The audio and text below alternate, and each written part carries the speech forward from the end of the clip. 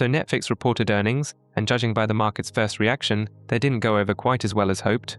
But how bad or how good were these numbers really? Quick disclaimer before we dig in, this is just my personal take, not financial advice, so please do your own research and make your own decisions.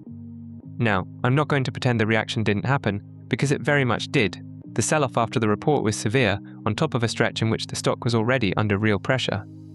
But one principle belongs on the table right away. A stock that has fallen hard is not automatically cheap. The market prices in its doubts for reasons, and those reasons deserve an honest look.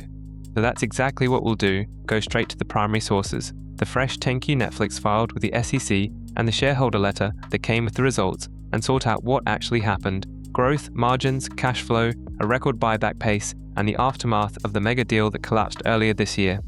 Because when a company reports double-digit growth in every region, and the market still sells first and asks questions later, the real question is where the cracks are that made investors this nervous. If you saw our last Netflix video after the previous quarter, you know the setup, solid numbers back then, but an outlook the market read as soft. So this report was a delivery test, and measured against its own targets, Netflix delivered almost to the decimal. 3 months ago, management forecast 13% revenue growth for this quarter, or 12% currency neutral. The actual result was 13% reported and 12% currency neutral, roughly $12.6 billion in revenue. Operating margin landed at 33.4%, down from 34.1% a year ago, but, per the shareholder letter, slightly ahead of the company's own forecast thanks to expense timing. The year-over-year dip traces to costs growing faster than revenue. Content amortization is deliberately front-loaded this year, and technology and marketing spending both outgrew the top line. Earnings per share grew 11%, also a touch above plan. Growth was double-digit in every region, the United States and Canada at 10%, Europe, the Middle East and Africa at 14%, Asia-Pacific at 16%, and Latin America leading at 21% as reported. Strip out currency effects and Asia-Pacific was actually the fastest at 18%. Management attributes all of this to membership growth, price increases, and rising ad revenue, and the ads line deserves one honest caveat. The letter says advertising is on track to roughly double to approximately $3 billion this year, while the 10Q simultaneously notes that revenue from sources other than membership fees was not a material component of the total. Both things are true. The ads business is growing fast off a base that is still small. And no, you won't find a quarterly subscriber count in here. Netflix retired that disclosure and points investors to revenue and profit instead. So if the company hit its own numbers, why the long faces? One word the letter cannot hide: deceleration. Revenue growth has stepped down from around 16% in the first quarter to 13% now, and management projects just under 12% for the third quarter. Hitting your forecast and exciting the market, it turns out, are two very different sports. Quick recap on the elephant, because it still shapes these numbers. As we covered in the last video, Netflix agreed in December to buy Warner Bros. Discovery streaming and studios businesses, HBO, HBO Max, the film and television studios, only to watch Warner terminate the agreement in late February and merge with Paramount Skydance instead. The consolation prize, a $2.8 billion termination fee, paid by Paramount Skydance on Warner's behalf, which landed in Netflix's first quarter as other income. Harry's, why that still matters now. First, the 6-month figures are flattered by it. Net income for the first half was about $8.7 billion on roughly $24.8 billion of revenue, up 15%.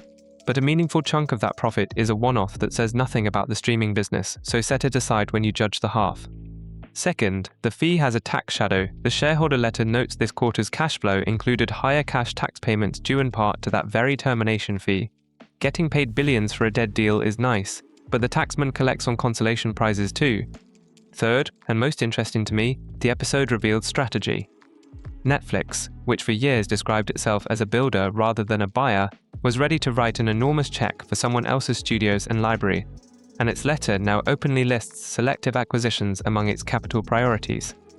There was even a smaller purchase completed in March, about $587 million in cash, that the 10Q does not name.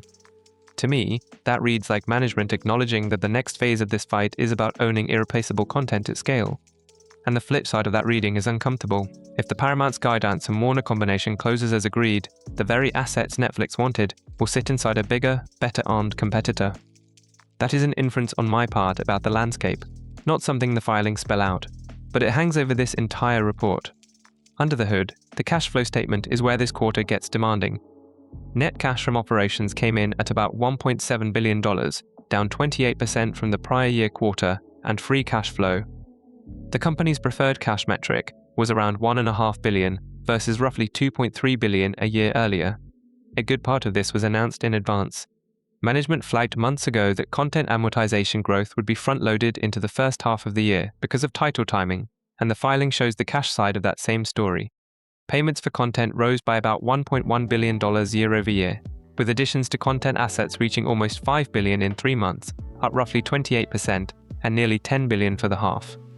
If you're newer to Netflix accounting, there's one concept you need. Content consumes cash while it is being made, but the expense hits the income statement only gradually, as amortization spread across the years a title gets watched. In heavy investment phases, reported profit therefore looks healthier than cash generation, and this is such a phase. The letter guides full-year free cash flow of approximately $12.5 billion, a forward-looking statement. The commitments underline the scale. Total content obligations stood at about $25.1 billion, nearly $12 billion of it due within a year, plus a company estimated $1 to $4 billion over the next 3 years for future titles. It has committed to license but cannot quantify yet. Add roughly $729 million of non-routine payments tied to non-income tax assessments in Brazil for earlier periods, and you get a half in which the machine printed profit while cash left the building faster than usual. The balance sheet takes it calmly, just over $9 billion in cash against roughly $14.4 billion of fixed-rate debt in 12 tranches maturing into the mid-2050s, an untouched credit line and commercial paper program at quarter end, and about $1 billion of notes coming due later this year that the company says it plans to refinance. Then there is the loud part, buybacks. Netflix repurchased $4.7 billion of its own stock. This quarter, its largest quarter of repurchases ever, per the shareholder letter, and $5.9 billion for the half, after the board added another $25 billion of authorization in April, leaving about $27 billion available as of the end of June. Context matters. The program was paused during the Warner transaction. Cash piled up, and part of this record pace is simply catching up. Companies buy back stock for many reasons, so I would not overread it as a message. Meanwhile, the share count is genuinely shrinking, from about 4.22 billion shares at year-end to about 4.16 billion, figures that reflect the 10-for-1 stock split from last November. On the outlook, management narrowed its full-year revenue forecast to a range of $51.0 to $51.4 billion, 13 to 14% growth, kept its operating margin target at 31.5%, up from 29.5% last year, and projects a third-quarter margin of 33.2%, far above the year. All framed as consistent with prior guidance, all forward-looking. So why the severe reaction?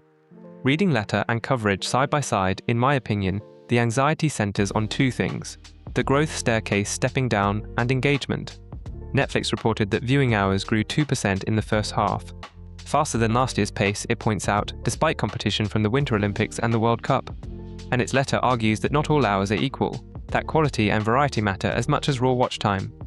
Management would say that, and it has every incentive to frame engagement generously. A company leaning on price increases.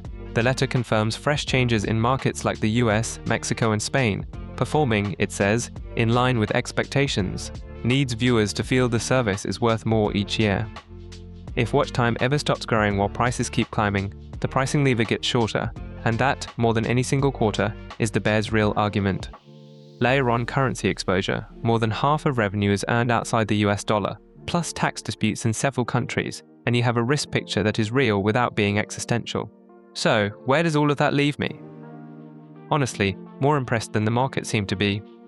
What I see in these filings is a company growing double digits at a $50 billion a year scale, running margins most of the entertainment industry can only dream about, hitting its own forecasts, converting a failed acquisition into billions of cash, and shrinking its share count while net debt stays modest next to what the business generates.